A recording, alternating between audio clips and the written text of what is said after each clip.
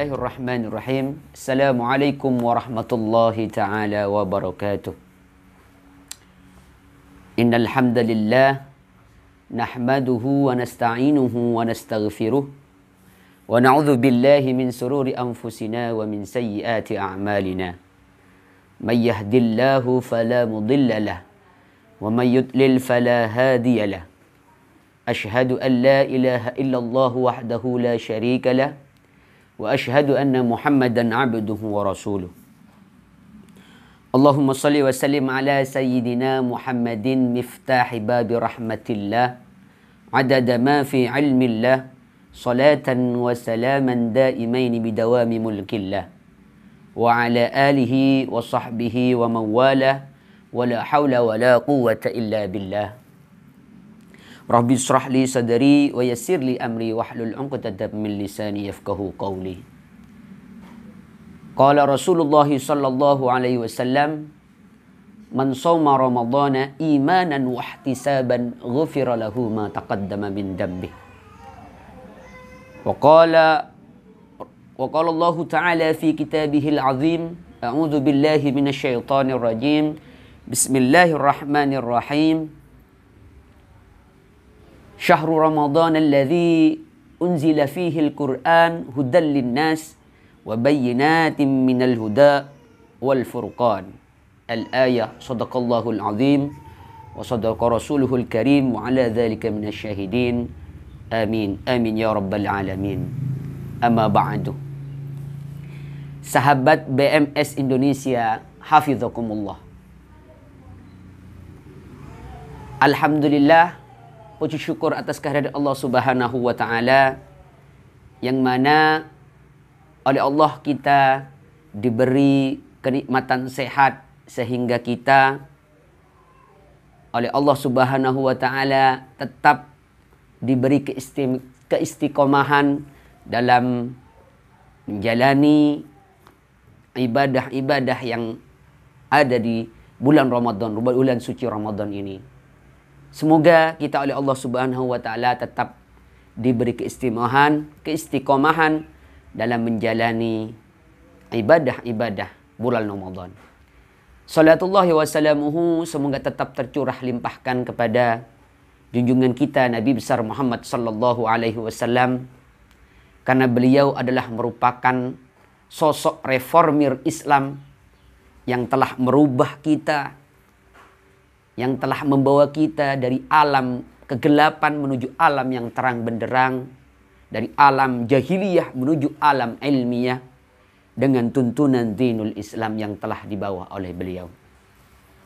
Sahabat BMS Indonesia yang dirahmati oleh Allah, kali ini saya akan sedikit membahas tentang, karena saya mendapatkan tema tentang tadarrus tajwid, atau bisa dikatakan kita tadarrus bit tajwid. Tentunya kita ketahui bahwasanya banyak model, banyak macam ketika kita melihat orang Islam bertadarrus di masjid ataupun di musola. Ada yang tadarrusnya dengan cara cepat, ada yang bitartil, ada juga dengan mentadarrus atau membahas atau memahami apa yang ada di dalam arti atau makna Al-Quran itu sendiri. Dari sini saya sedikit membahas tentang tajwid. Maka oleh karena itu ketika kita melakukan tadarrus di mushola atau di masjid, seyogyanya kita menggunakan tajwid dengan benar, dengan makharij huruf yang benar, dan kaedah-kaedah tajwid juga yang benar. Saya akan membahas tentang tajwid dasar terlebih dahulu, yaitu ahkamut tanwini as-sakinatih wat tanwin. Hukum-hukum tanwin dan hukum-hukum nun mati dan juga tanwin. Ada berapakah hukum-hukum nun mati dan tanwin ketika berjumpa atau ketika bertemu dengan huruf hijaiyah yang 28. Yang pertama yaitu hukum izhar. Apa itu izhar? Mengeluarkan huruf dari makhrajnya tanpa dengung. Dalam kata lain, ketika kita menemukan huruf izhar, nun mati ataupun tanwin berjumpa dengan huruf izhar, itu pengucapannya jelas tanpa dengung. Beda nanti ada juga beberapa bacaan-bacaan yang harus menuntut kita untuk mengucapkannya dengan dengung. Tetapi di huruf izhar ini, hukum izhar ini, kita mengucapkannya dengan jelas tanpa dengung. Itu kalau dalam hukum izhar. Apa saja huruf izhar itu? Yang pertama hamzah, yang kedua ha, yang ketiga ain, yang keempat ha, yang kelima ghin, yang keenam kha. Kita ambil contoh satu. Hamzah, yan auna. Nun mati bertemu dengan hamzah, itu bacaannya harus jelas tanpa ada dengung. Yan auna. Yang bertemu dengan ha, minhum. Dan yang ketemu dengan ain, an'amta. An'amta. Jadi bacaannya jelas. Itu hukum yang pertama, yaitu hukum izhar. Dilanjut yang kedua, yaitu hukum idgham. Apa idgham itu? Baca dua huruf jadi satu seperti yang kedua dengan tasydid. Itu idgham.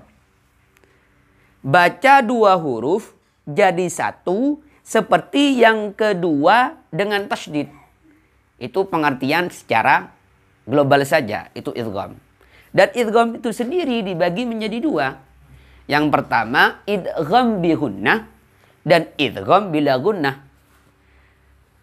Jadi kita bisa ambil arti idgham itu dua huruf itu seperti ada tasydid. Contohnya yang idgham, contohnya may yaqulu min ni'matin. Dan idgham itu dibagi menjadi dua. Ada yang gunnah, ada yang idgham bila gunnah. Kalau yang gunnah diidghamkannya dengan dengung. Kalau yang idgham bila gunnah atau yang tanpa dengung, jadi diidghamkannya dengan tanpa dengung. Jadi idgham itu dibagi menjadi dua. Yang pertama idgham bi gunnah dan yang kedua idgham bila gunnah. Itulah pembahasan sementara hukum nun mati dan tanwin berjumpa dengan huruf hijaiyah yang 28 dan akan dilanjut di part 2 nanti. Dan jangan lupa tetap pantengi channel YouTube BMS TV dan jangan lupa juga di subscribe, di share, di like agar tetap kita beristiqomah dalam channel ini. Dan akhirul kalam dari saya, ihdinas syiratal mustaqim. Assalamualaikum warahmatullahi taala wabarakatuh.